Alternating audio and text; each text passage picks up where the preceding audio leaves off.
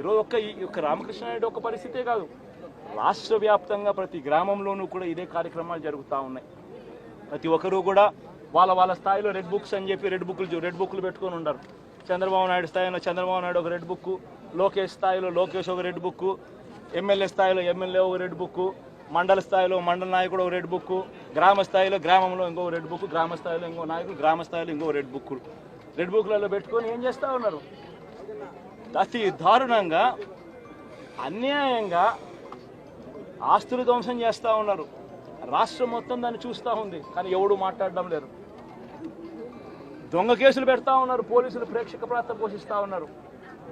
దొంగ కేసులు పెడతా ఉన్నారు, వాళ్ళే కొడతారు, మన ఇటువైపున కేసులు పెడతా ఉన్నారు. రాష్ట్రం మొత్తం ఇది చూస్తూ ఉంది. చీని చెట్లు నరికేస్తూ ఉన్నారు, ఆస్తులు ధ్వంసం చేస్తూ ఉన్నారు, కనిపిస్తూ ఉంది. ఎమ్మెల్యేలు ఏకంగా జేసీబీల మీద పొక్లేన్ల మీద ఎమ్మెల్యేలు స్వయంగా తీసేసి ఏకంగా పోయి బిల్డింగులు పగలగొట్టే కార్యక్రమాలు చేస్తూ ఉన్నారు.